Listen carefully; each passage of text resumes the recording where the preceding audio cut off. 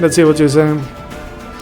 Because a prison sentence is not enough for of a punishment or for rape.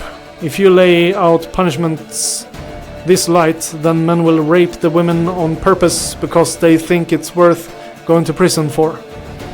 The reason why marriage is an option is so if a woman is involved in love with a man and didn't want sex with him before they got married, and then the man forced himself onto her, then she forced him to marry her and not be able to leave. In love, yeah. Well, it's interesting. It's very foreign to me, but it's as I said, I've heard cases here in Sweden as well where men have raped women that forgives them instead of calling the police. And sometimes they feel socially forced to do so because the guy is well liked, or that they liked them before they raped them and wanted to have sex with them, but they didn't get to choose when the sex. They wanted to wait for marriage, or they wanted to get to know each other better because they were afraid to be called a slut, stuff like that. So there are women who forgive men for doing rapey things for a relationship with them here as well, but we don't have it in law. A rape is always a rape here, and it's a jail sentence. So it's a big difference from what I live with in my country. Rape is always rape in Sweden, but the punishment is different. One question I have about your laws. You have a lot of laws. To explain my standpoint, you have a lot of laws that leads to execution. So, how many people get falsely accused? And it ends up with your justice system murdering people for committing rape that they didn't do, or men getting accused for homosexuality that they never did, just so that the society kills them for reasons that someone lied about. So they get murdered for rape, they get murdered for homosexuality that they never did. They're innocent. Is that evil to do? Because we're in Sweden, we have softer punishments because there's a risk that we punish someone who is innocent because the victim is lying and there are witnesses that are also lying, which makes the risk that we punish someone who is innocent, but he cannot prove that he is innocent. Yeah, but witnesses can lie. That's what I'm saying. A witness can lie. Accused is all you need is accuse and have people who lie with you. Would that be enough? Well, thank you for this conversation, Team Philosophy. It has been very interesting because of you having such different views than me. But I need to get back to my game and play a little bit. But it was an interesting exchange of minds, and I wish you the best. Let's see what you say. You'd need at least 4 eyewitnesses to even get the case started. And then there will be a really precise investigation, so usually the only cases that get people executed is like video of men kissing outside. But things like this are extremely rare anyways. Homosexuals don't really happen here anyways, so these cases are exceptions. Yeah, but it's because a homosexual doesn't stop being a homosexual just because they are afraid of getting killed by you. They are still a homosexual. The only difference is that they have sex with women because they are so afraid of living their homosexual interest. They want to have sex with men, but they are afraid, so they don't do. It's not a brainwashing. It's some people get born with two sex. It's misshaped when they are created in the stomach of the mother. They get a penis and a vagina. And at least in Sweden they make a choice what gender they would save. I looked at a story. There was a man who looks like a woman, but his genetics is man. But they made the choice to make him a female, but he is genetically a man, but he looks female. So in that regard, we have a deformity. So it's too hard to decide if he is a man or a female. And when it comes to homosexual, it's a sexual interest, like a sexual attraction. And we can't really, with science, explain why some people becomes homosexual. And there might be some, as you say, brainwashing to make people try to be homosexual or have homosexual relationships to some degree, but it's to have the freedom to. But yeah, it can be very weird from both directions here. You have people who are against homosexuality very hard, and then people who almost try to make people gay because they think it's fun, or that they are gay because how they behave. So they almost try to make you homosexual, which is also bad. So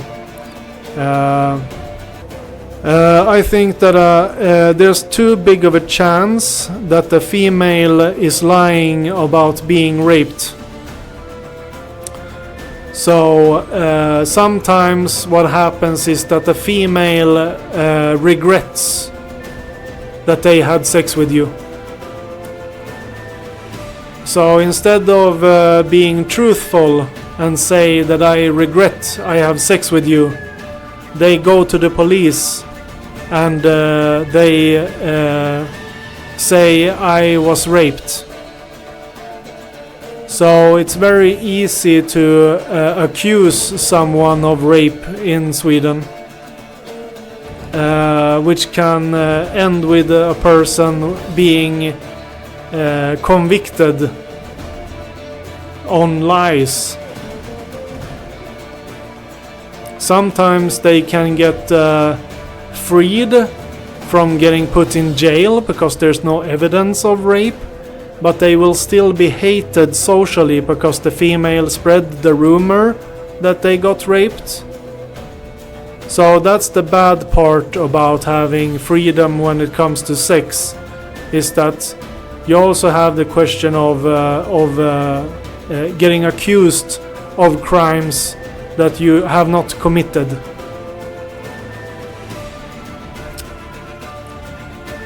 You say, we do not blindly trust women. The rapist will only get executed if, for example, the man outside on the floor and a crowd catches this and calls the police. Yeah, it's hard to prove.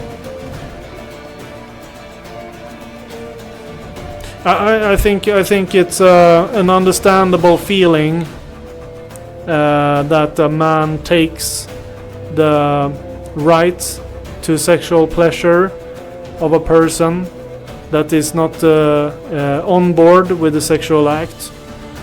So I can when you have an instinctual feeling about rape and rapists, feeling that we should do something about them and their lives, is it can be an understandable feeling. The question is if it's logical. Sometimes when we have cases with serial rapists or pedophiles that have many victims, the more victims the man has, the more people start to think that maybe the rapist shouldn't live. In Sweden we are trying to move away from murdering people. It's gonna strain our prison system, because it's we have high standard of living even for people in jail, which is too big of a problem. So we need actually to be able to combat the problems we have in our society today. We needed to have less quality for prisoners to be able to fund the prison space we need for the criminals. So we do have societal issues there, but the only option we would have for serial rapists or serial pedophiles is that they have a psychiatric disorder. So they won't go to jail anymore. They will be put in a psych ward, and they won't be released. They won't be released until they are mentally stable again, which most of them won't be. So they will be probably stuck there for life. Because when you have a prison sentence in Sweden, there will be a time when you get out. But when you get convicted for being a psycho of some kind, you have mental problems that makes you do what you do, then you will never become healthy and you will be stuck in the psych ward forever. Alright, I'll pause here. So, you're asking me what I think are acceptable reasons for execution. Is murder and rape good reasons? So, rape, I would say no.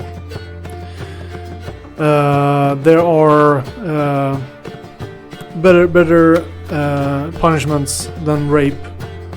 Murder, though, there's depends on the situation.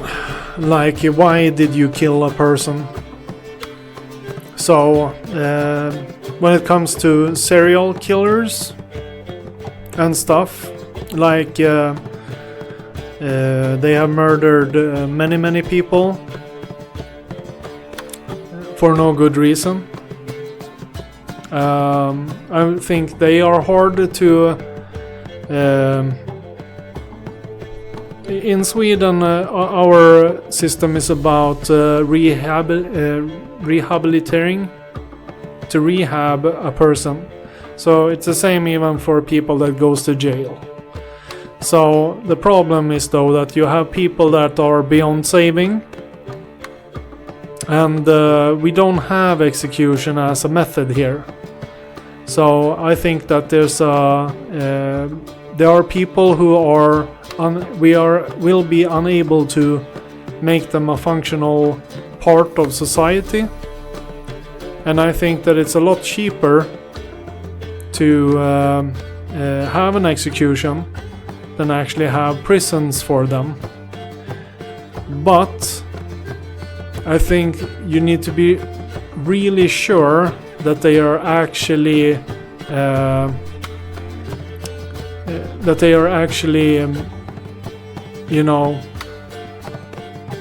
not just accused, that they actually are the person.